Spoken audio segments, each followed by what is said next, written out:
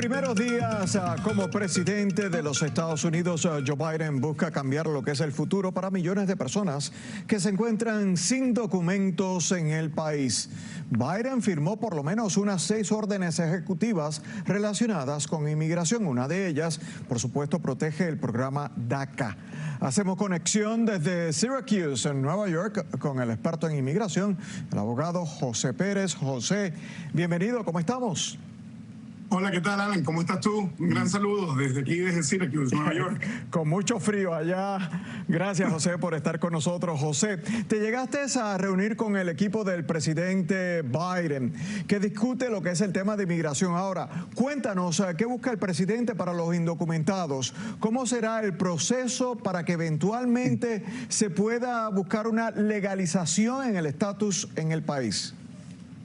Bueno, sí, efectivamente hubo varias organizaciones sin fines de lucro y de derechos humanos y de derechos para los inmigrantes que nos reunimos con diferentes factores del grupo del presidente Biden y de la vicepresidenta Kamala Harris. Y básicamente, en un resumen, es darle la probabilidad o la posibilidad a más de 11 millones de indocumentados a que puedan regularizar su situación a través de un paso o un camino a la ciudadanía ganado.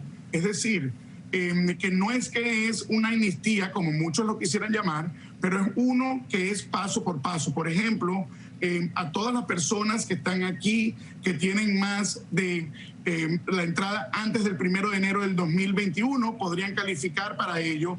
Van a tener un permiso temporal o un estatus temporal por 5 años. Después de ese estatus temporal van a tener la posibilidad de una residencia por 3 años y después van a tener la posibilidad de una ciudadanía. Pero cada uno de esos pasos necesitan cumplir con ciertos requisitos y por eso es que se llama que es algo que es ganado, que no es que es algo que es regalado o dado. Por ejemplo, para la primera etapa necesitan haber pagado taxes, pasar un background o un chequeo criminal y de seguridad.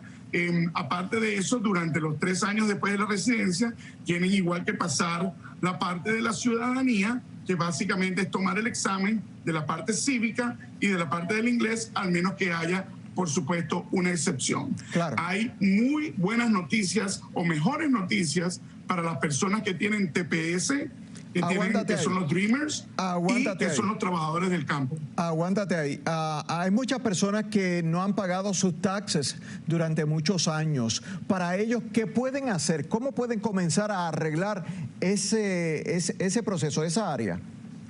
Lo más importante es que ya sabemos cuáles son los parámetros, ¿no? Entonces las personas deberían empezar a poner en regla esa situación. Buscar, por ejemplo, los talones de pago que han tenido o cartas a los empleadores, o si le han pagado en cash, igual hablar, o en efectivo, igual hablar con una persona especialista en taxes o una persona especialista en impuestos que puede ponerlos al día. Yo diría que empezar a regularizar esa situación es lo más importante, el paso más primordial que deben tomar.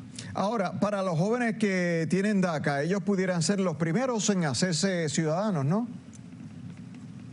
Para los jóvenes que tienen DACA y TPS y los trabajadores del campo. Es un grupo básicamente de 3 que son privilegiados, en el sentido de que la gente que tiene, por ejemplo, que son beneficiarios del TPS, los que son beneficiarios de DACA y los trabajadores del campo van a tener una residencia inmediata. Es decir, desde el día que aplican, ya a partir de ese momento ya pasan a ser residentes y el periodo entonces es más corto. Tienen la residencia por 3 años y ya entonces después de la residencia de 3 años ya pueden hacerse ciudadanos. Es decir, es un periodo de 5 años más corto para estas personas, para este grupo de indocumentados o de personas que tienen ciertos documentos, por ejemplo, como los de Dreamers o los de TPS, pero que lamentablemente no tienen todavía un estatus legal.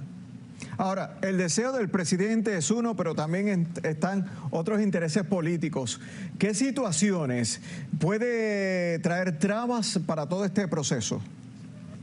Sí, bueno, efectivamente, por ejemplo, recientemente hubo una moratoria que pasó el presidente Biden y esta misma semana fue suspendida por un juez de Texas, por supuesto, un juez que lamentablemente está viendo esto desde el punto de vista político. Fue un juez que fue nombrado por el grupo del expresidente Trump, pero van a encontrar muchos desafíos. Esto es, digamos, algo que va a necesitar bastante negociación, porque al fin del día necesitamos de que haya un voto de 10 senadores republicanos, además de los demócratas, de los 50 más el 1 que tenemos, 51 en el Senado. Vamos a necesitar por lo menos 10 senadores republicanos. Entonces es importante saber de que vienen desafíos. Hay muchos gobernadores, hay muchos attorney general o abogados de los estados, como el de Texas mismo, que van a intentar parar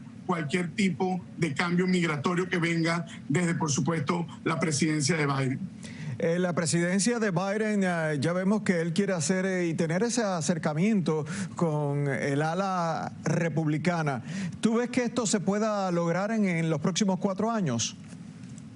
Yo absolutamente estoy seguro de que algo se va a lograr. No sé qué tan extensivo va a ser, porque esta propuesta migratoria es bien expansiva. Habla, por ejemplo, de recortar la parte de las visas de familia, que las personas que tengan aprobaciones de las visas familiares puedan venir a los Estados Unidos a esperar aquí en lugar de estar en otro lado en espera. Entonces, hay muchísimos cambios que son bien significativos y creemos que sí se van a lograr algunas cosas, pero va a haber mucha negociación. La experiencia en el Senado del presidente Biden yo creo que va a ser bien clave, porque él está acostumbrado a negociar con estos políticos, con estos otros senadores, y él quiere darles la oportunidad de que hagan las cosas correctas, no simplemente seguir argumentando esto de la reforma migratoria desde un punto de vista político. Esto es una cuestión humanitaria, esto no es una cuestión política. Estamos hablando de personas reales, estamos hablando de personas con hijos, estamos hablando de personas que han estado en este país contribuyendo día a día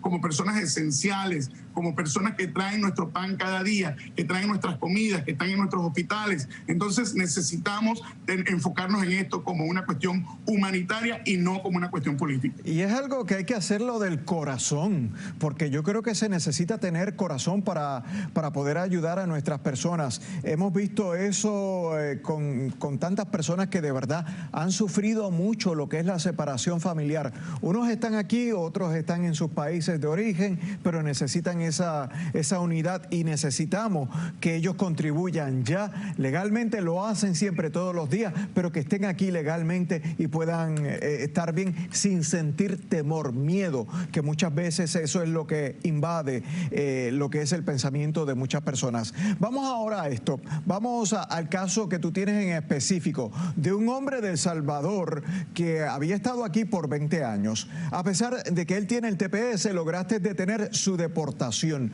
¿Qué pasó con el caso de José Nicolás Mangadi? ¿Cuál fue la razón de la orden de su deportación? Bueno, fíjate, sí, hemos estado litigando este caso ya por casi 2 años.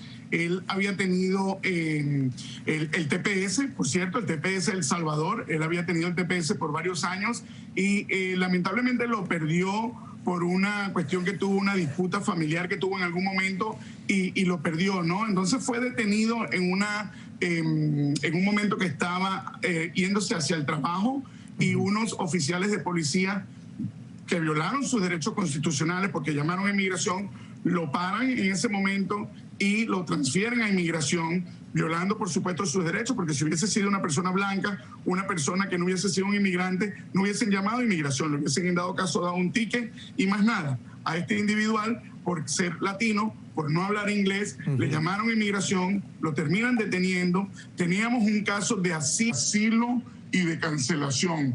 Esta persona, José Mangadi, ha estado en el país por más de 20 años, pero nos han removido y lo tomaron a las 3 de la mañana para sacarlo de los Estados Unidos, cuando todavía teníamos una apelación pendiente en el Board of Immigration Appeals, que básicamente es la Corte de Apelaciones. Aparte de eso, teníamos un habeas corpus en una corte federal, la cual está para ser decidida en un mes, y entonces simplemente 2 días antes de que el presidente Trump dejara la oficina, estaban tratando de sacar tantas personas como fueran posible, y entre esos estaba él.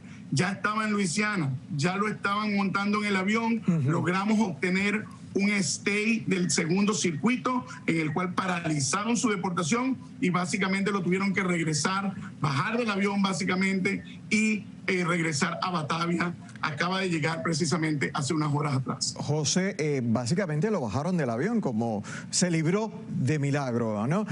Pero ¿cuál es el próximo proceso para este señor? Bueno, el próximo proceso es que tenemos un habeas corpus, a ver si lo sacamos en libertad, porque ha estado detenido ya casi 2 años durante todos estos procedimientos y estas triquiñuelas que está haciendo inmigración para sacarlo, necesitamos que no esté a su merced, que no esté a la merced de inmigración, sino que esté en libertad. Eso es el primer paso. Y el segundo paso va a ser tener la determinación de la Corte del Segundo Circuito, que por supuesto tiene que tomar la decisión no solamente del stay, sino también tomar la determinación si la juez de inmigración cometió algún error en el procedimiento de su caso específico, que cometió muchísimos. Por ejemplo, pues, cometió los errores de que prácticamente tomó el rol de la prosecution, tomó el rol del abogado acusador, hizo más de 70 preguntas al cliente, en este caso José Mangandi, empezó a asumir unas cosas. José estuvo en la milicia o en la parte militar del Salvador, muy joven, no tuvo ningún rango importante, y entonces ella empezó a asumir acerca de los escuadrones de muerte en ese momento que hubo en El Salvador. Esperamos lo mejor para él y tantas personas que se encuentran en su misma situación. José Pérez, muchas gracias. Estás con nosotros desde Syracuse, en Nueva York, donde hay mucha nieve y por supuesto mucho frío, así que mantente seguro allá y también por supuesto saludos a nuestra gente hispana que vive allá, al norte del Muchas estado gracias de a ti, Nueva muchas York. gracias Alan por la oportunidad. Cuídate. Igualmente, muchas gracias. Gracias, José. Bueno, y hasta aquí ese enfoque Telemundo 47.